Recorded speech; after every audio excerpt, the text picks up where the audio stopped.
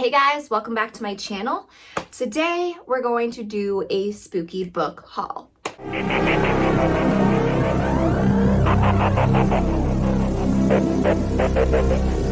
So I recently went on a book buying spree because I did my taxes, and what else should I spend my money on aside from, my mortgage and food and living?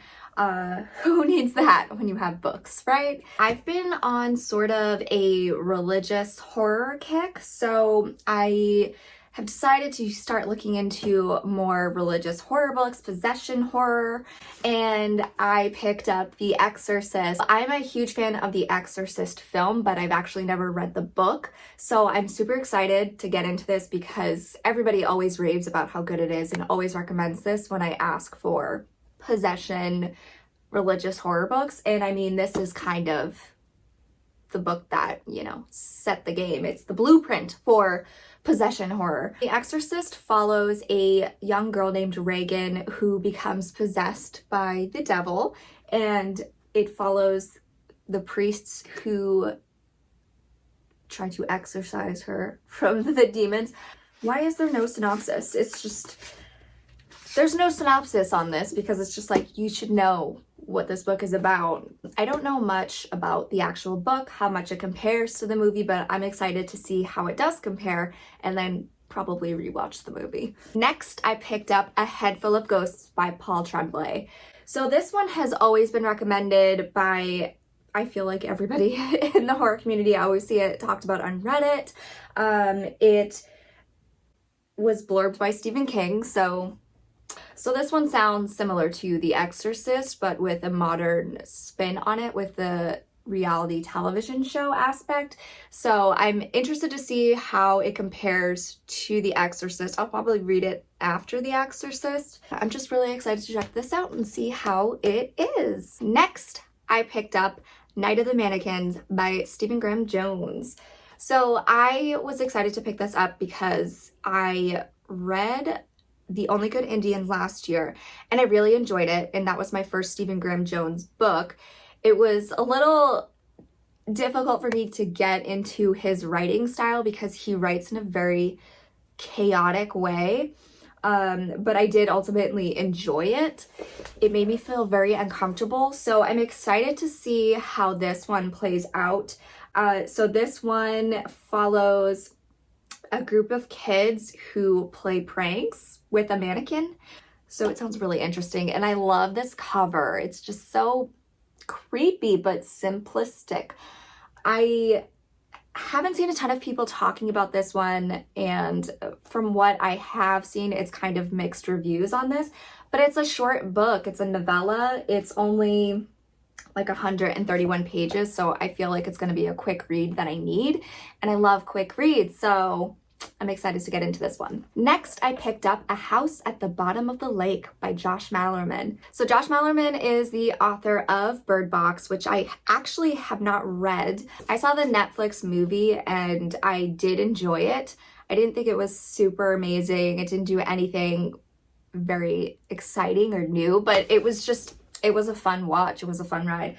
So I'm interested to see this one because I've seen a few people talk about this on BookTube, and they talk about how uncomfortable and creepy it is because I think it takes place entirely underwater. I don't know what to expect from this, and I'm just really excited to read something by Josh Malerman and get a sense of his writing style. Next, we have Devolution by Max Brooks. So Max Brooks is the author of World War Z, which was a hugely popular zombie novel. It was turned into a film with Brad Pitt, and I didn't really enjoy that book. I think I read it when I was younger. I didn't really get into it like I typically do with other books.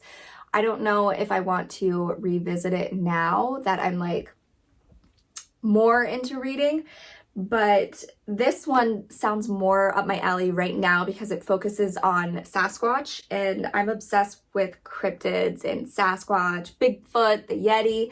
I love all that, so I think this is about a killer Sasquatch. So yeah, it sounds good. I've been wanting to read this because I love Bigfoot, so I'm excited to see Bigfoot fuck shit up. Next, I picked up The Remaking by Clay McLeod Chapman. I believe this is a newer author because I haven't heard of him a ton. It says it's inspired by true events, and we all know that the horror genre loves to say that about a lot of things that are really not inspired by true events, so I don't really know much about this. But it's described by Kirkus Reviews as something like Stephen King's imperfect masterpiece, The Shining. Is it imperfect, Kirkus? Is it? Okay, so I like how there seems to be different elements of media in this. I love how there's a 90s horror movie that apparently must go wrong for this lead actress, and then there's a podcast element, so I wonder if there are... Yes, okay. Oh wow, so it's written, some parts look like they're written like a script, like a film script. I'm just really excited about this because the synopsis really caught my eye. I like that he is, these books, these horror stories seem to be infused with true crime, and I love true crime, so I'm just really excited. And I recently saw a panel that this author was on, and he just seemed cool. I just wanted to check out his writing, see if I like him. And this cover is beautiful. And next we have The Chill by Scott Carson. This book was actually recommended to me by the woman in Barnes & Noble. I walked into Barnes & Noble and I heard a woman say, "Can I help you?" And I looked up and it was a woman wearing a dress with spiders and spider webs all on it, and she was wearing 2 Halloween masks and her hair was like pink. And I was like, well, were you sent to me from the horror heavens? And I was like, yes, you can help me. I would like to see the horror section. And she got excited and brought me straight over, and she recommended this book. And she described it as being about a town that's similar to Silent Hill. I was like, okay, you sold me right there. You say no more.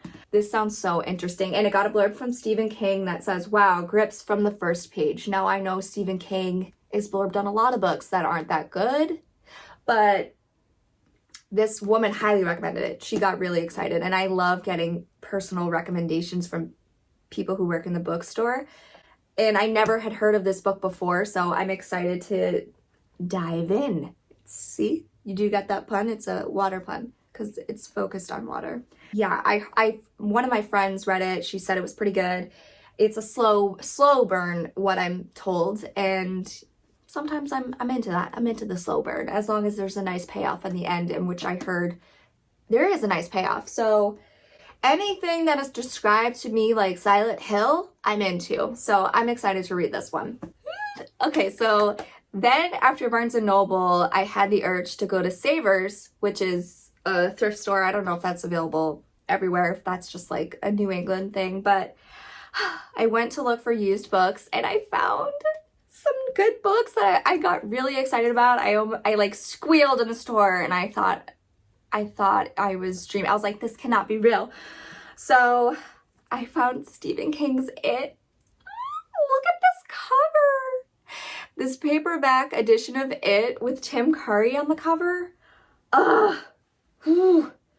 I just, and it's in pretty good condition. I haven't actually, I just love it. It's in pretty good condition. And this person, whoever dropped it off, thank you. Thank you. Another person's trash is my treasure.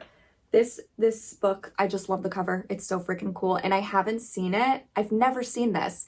I've maybe seen it a few times on Bookstagram by people who are like fully into collecting Stephen King books, but I just love it. I just want to stare at it all day. Now, I already read Stephen King's It right before the new remake came out a few years ago. I read it over a month. I think it took me because I set a goal of wanting to read it before the remake came out, and I loved it.